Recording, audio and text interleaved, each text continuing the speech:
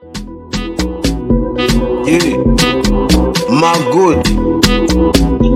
Non mais, yeah, FCEE, FCEE, FCEE, FCEE, ouais, FCEE, FCEE, yeah. FCEE c'est plus qu'un mouvement, c'est une mission. Femme entrepreneur et plein d'ambition. Depuis 2013 on trace la route avec vision. Innover car telle est la mission. Pousser pour gens dont du soutien avec. Bienvenue sur FCEE TV. Nous avons le plaisir aujourd'hui de recevoir Madame Nana Mbouyi qui va nous parler d'un thème très important, c'est le thème du stress. Est-ce que le stress peut être positivé pour atteindre nos objectifs? Alors aujourd'hui, nous allons vraiment rentrer en profondeur pour pouvoir comprendre ce que c'est que le stress et comment est-ce qu'on peut manipuler le stress pour en sortir quelque chose de positif. Alors, Madame Nana Mbouyi, vous êtes la bienvenue. Merci beaucoup. C'est un plaisir de vous avoir sur notre plateau de FCEE. Merci beaucoup. Merci beaucoup. De m'avoir invité aussi. C'est vraiment notre plaisir. Alors, nous remercions Moyo Café qui nous a offert notre breakfast de ce matin. Alors, nous avons du thé. On a le Moyo aussi qui est là. Et puis, quelques croissants. Nous disons merci. Merci beaucoup à Moyo Café. Madame Mbouyi, dites-moi, est-ce que, je sais que vous êtes étudiante, en tant qu'étudiante, comment est-ce que vous gérez le stress? Qu'est-ce que le stress pour vous en fait? Merci pour la question. Je voulais juste dire qu'est-ce que d'abord le stress. Et le stress, c'est la réaction du corps qui menace réelle ou perçue. Donc ça fait que ça montre un état d'inquiétude, de tension mentale qui cause une situation difficile dans la vie de la personne. Et le stress aussi, dans une autre manière, ça peut être quelque chose de positif et ça peut aussi être quelque chose de négatif. Alors, comment est-ce qu'on pourrait positiver le stress? On peut positiver le stress dans le sens que quand il y a un stress dans la vie, ça motive, donc ça pousse, ça stimule une motivation quelconque dans la vie de la personne pour faire quelque chose de bon. Parce que des fois, nous pensons que le stress, toujours, c'est quelque chose de mauvais. Mais le stress, aussi quelque chose de bon parce que ça nous stimule à la performance, ça nous stimule à nous ramener dans certaines capacités de notre vie. Parce que ça nous donne ce courage-là de le faire. Ça nous permet aussi à nous dépasser. C'est ça. Alors, ma deuxième question est celle de savoir le stress négatif. Comment est-ce qu'on peut ressentir ce stress et comment est-ce que ça peut impacter nos réactions? Le stress négatif, normalement, ça nous accable dans une manière dont à avoir l'impression comme si les choses sont impossibles à faire. Donc, on ne pourra rien faire. On se sent comme si tout est fini. Donc, le problème nous dépasse et on se voit limité. On ne se voit pas comme s'il y aura un ressource quelque part ou bien quelque chose à changer les situations de notre vie. Celebrating diversity, dance and language fusion. We have like languages, you're going to speak exchanging languages, workshop. We're going to be having music, discovering music, dancing. There's going to be a lot of fun. We're going to be having a cultural workshop. We're going to be having, we're exchanging intercultural exchange. So I invite you, it's going to start in May, so you're invited. Just come out, come and have fun by learning. Alors, Madame Nana Mbouyi, ma troisième question, c'est celle de savoir quelles sont les stratégies qu'on peut mettre en place pour canaliser le stress, pour améliorer la concentration et la motivation. La stratégie que nous pouvons mettre en place pour canaliser le stress et améliorer la concentration et la motivation, je peux dire qu'il ne s'agit pas seulement d'ignorer le stress que nous avons. Il faut d'abord régler et résoudre ce problème. Alors, pour le résoudre, il faut d'abord cerner le problème. Maintenant, quand je dis cerner le problème, ça veut dire qu'il faut connaître quel est le problème qui cause le stress dans ta vie. Ça peut être les études, ça peut être une relation, ça peut être le travail. Chacun de nous a sa façon de problème qui le stresse. Parce que nous avons différentes activités et nous n'avions pas le même problème. Donc, ce qui fait qu'il faut d'abord le cerner. Dès que tu le cernes, c'est là maintenant tu vas savoir ce que tu vas donner comme résolution. Et deuxième point, je voulais dire qu'il faut apprendre à régler le problème au fur et à mesure. Au fur et à mesure, à savoir à régler le problème. Donc il y a un problème qui surgit, il ne faut pas le laisser. Il faut d'abord savoir donc trouver la solution. Quelle est la solution que je vais ramener à ce problème et le résoudre. Donc ça c'est le deuxième point. Et puis le troisième point, je voulais dire, il faut parler de vos problèmes. Parler de vos problèmes, ça aide à se relaxer, se sentir comme si libéré. Parce que si tu n'en parles pas, tu ne vas pas trouver la solution. Par exemple, tu peux en parler auprès des amis, si tu en as, auprès des collègues, ça dépend de relations auxquelles que tu tisses avec ces gens-là. Et donc, ce sont des choses à parler. Et tant que chrétiens, nous devions parler nos problèmes auprès de Dieu.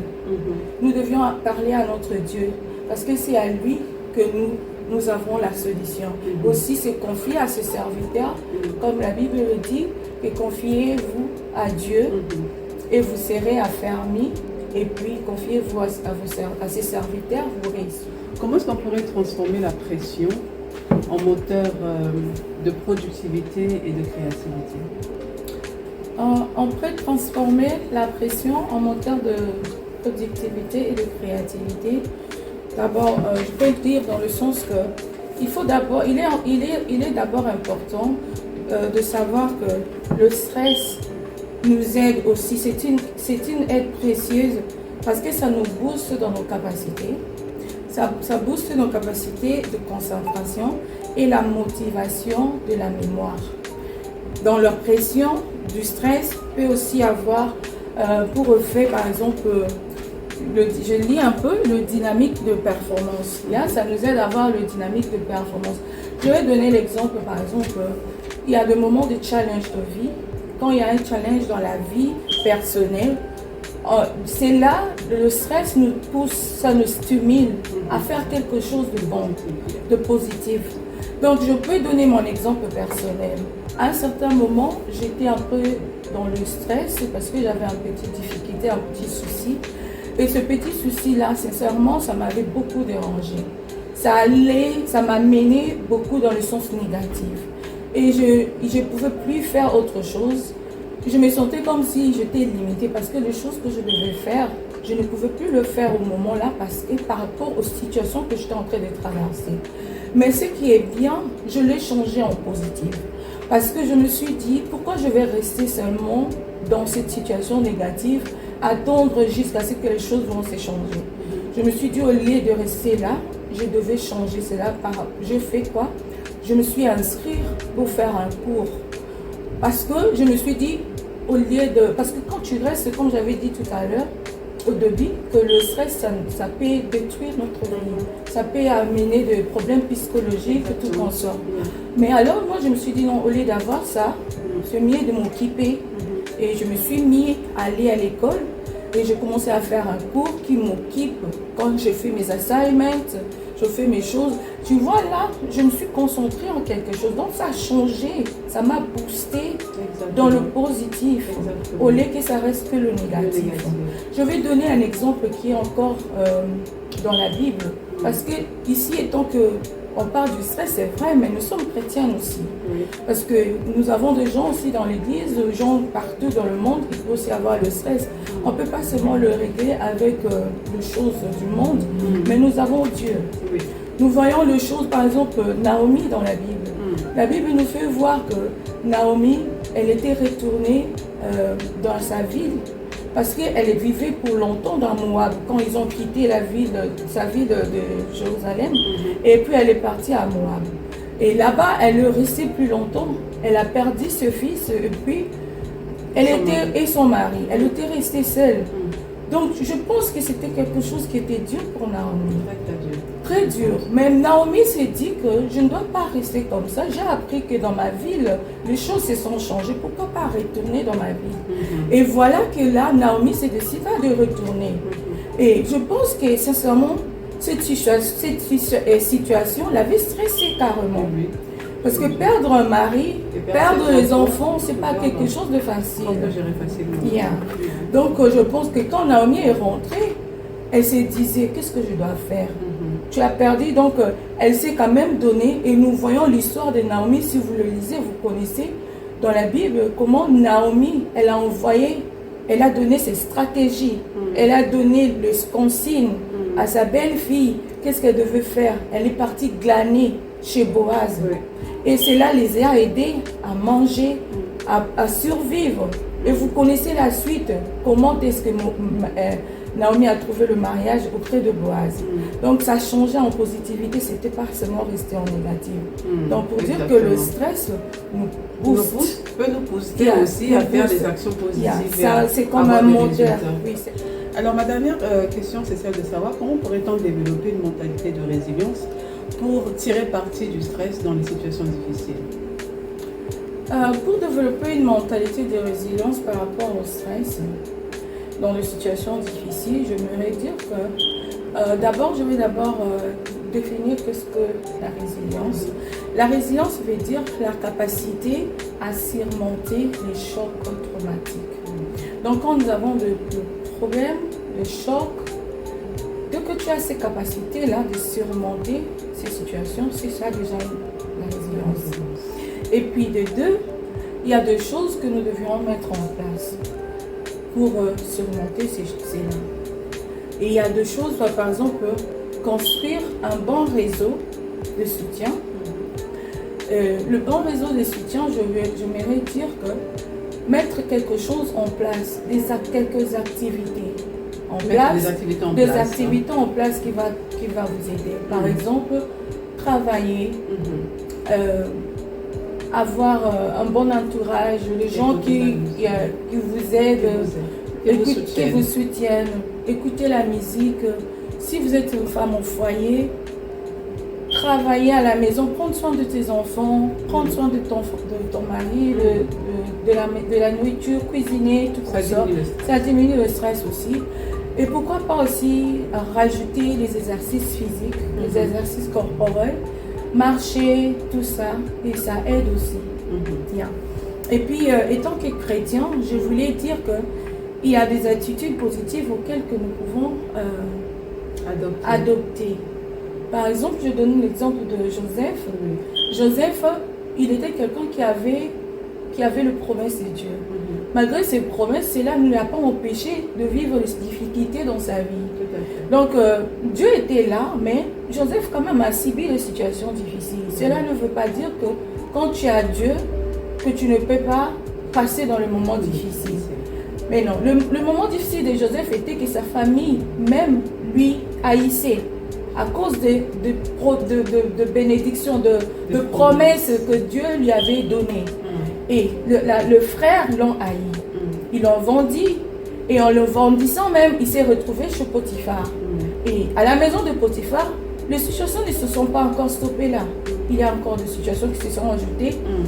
On l'a mis en prison parce que la femme de Potiphar a menti sur lui. Dans le sens qu'il a appris. Vous connaissez l'histoire, je ne vais pas aller dans le profondeur. Mais non. Donc, dans tout ça, Joseph a surmonté. On peut dire que Joseph était quelqu'un qui a passé dans un moment-là de résilience. Malgré le stress qu'il a pu vivre, il a tenu quelque chose de bon. Donc, tu vois, et puis, nous aussi dans notre vie, il y a des situations qui nous arrivent. Mais quand les situations-là nous arrivent, nous devions d'abord invoquer Dieu. C'est ça la chose que nous pouvons faire étant que chrétiens. Nous devons invoquer le Seigneur. Parce que la Bible nous dit dans le psaume 50 que « Invoque-moi au jour de la détresse, je te délivrerai et tu me glorifieras. » Donc, comme nous avions dit tout à l'heure, que le stress négatif, c'est aussi la détresse. ça nous amène à la détresse. La détresse, là, quand nous avons la détresse, nous invoquons Dieu. Dieu, il va nous aider, il va nous sauver dans nos problèmes. Et deuxièmement, nous devrions avoir la foi. Garder la foi en Dieu. Parce que notre foi, c'est ça qui va faire que nous puissions nous en sortir. Nous croyons en Dieu. Le psaume 23, verset 4, je vais être un peu rapide parce que nous allons vers la fin déjà, comme notre maman nous a dit. Dans le 23, verset 4, la Bible dit « Quand je marche dans la vallée de l'ombre de la mort, je ne crains aucun mal car tu es avec moi. » Donc nous voyons ici, Joseph, il était dans l'ombre de la mort parce qu'il était mis en prison. Il était mis dans le trou, vendu par ses frères. Mais il s'est en sorti. Dans notre vie, dans les situations difficiles, nous devions croire que Dieu va agir, Dieu va intervenir, il ne va pas nous abandonner. Et puis aussi, nous voyons aussi Joseph avait la confiance en l'Éternel, il a gardé sa confiance en Dieu. Et Dieu l'a fait sortir de la situation. Il avait l'espérance. Nous devions avoir l'espérance. L'espérance est très importante pour notre vie. Malgré tout le stress, comme on l'avait tout à l'heure, nous avons le stress négatif et le positif. Mais le stress, nous devions le prendre dans le sens positif. Que le stress ne nous amène pas dans la mort. Et nous allons savoir une chose, que si nous apprenons de nos difficultés, de nos problèmes, cela pourra nous aider aussi à enseigner les autres. Nos problèmes difficiles nous aident. Parce que si tu ne suis pas les difficultés, comment tu vas aider les autres personnes? Quelle est la situation que tu vas leur dire? Donc c'est ça le problème. Nous devons apprendre de nos problèmes et tout ça. Et puis savoir que Dieu nous donne toujours la paix. La paix de Dieu est plus importante. Je vais le lire. Les journées internationales well-being de femmes. Alors, ça sera à Rochdale au mois de juin. Alors, nous sommes en train d'inviter toutes les femmes, tous les mamans. Si vous avez besoin de perdre le poids, alors n'hésitez pas, contactez-nous. Il y aura le leaflet. Et puis, toute personne qui voudra participer dans cet événement-là, faudra acheter les polos, les t-shirts. Les t-shirts, ça va avoir le nom de FCEE, juste pour soutenir notre vision de femmes entrepreneurs et chrétiennes. Alors, après les sports, il y aura des danses, il y aura des jus, il y aura à manger, il y aura des échanges, il y aura des dialogues entre femmes aussi. Donc voilà, c'est vraiment quelque chose de très important. Et tant qu'il y a de femmes que nous sommes, nous en avons vraiment besoin. Alors venez vraiment nombreux. Nous allons vous tenir encore au courant dès que la date sera proche. Voilà.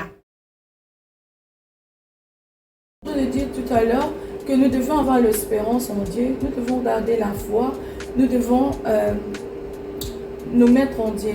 Donc comme le Romain 5 nous dit que, étant donc justifiés par la foi, nous avons la paix avec Dieu par notre Seigneur Jésus-Christ, à qui nous devons d'avoir eu par la foi accès à cette grâce dans laquelle nous demeurons fermes et nous glorifions dans l'espérance de la gloire de Dieu.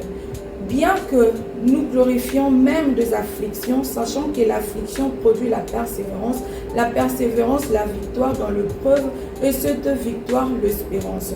Or l'espérance ne trompe point, parce que l'amour de Dieu est répandu dans nos cœurs par le Saint-Esprit qui nous a été donné. Comme nous avons lu tout à l'heure, nous voyons, comme j'avais dit, que le stress négatif produit aussi le positif. Donc ici, la Bible nous le fait voir clairement. Quand nous avons l'affliction produit l'espérance et la persévérance.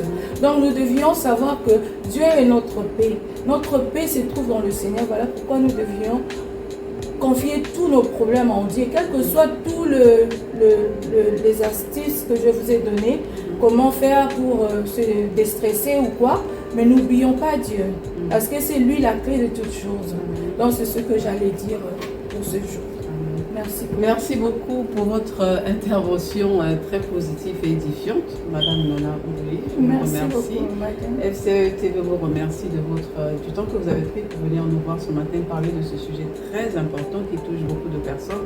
Et nous espérons que par le témoignage de notre sœur, que nous avons appris quelque chose et que nous allons mettre cela en pratique en nous rappelant que la première et la dernière personne à qui nous devons nous adresser quand nous traversons des moments difficiles, c'est notre Seigneur. Soyez bénis. Yeah, my good. Non, mais yeah, FCEE, FCEE, FCEE, FCEE, ouais, FCEE, FCEE, yeah. FCEE, c'est plus qu'un mouvement, c'est une mission.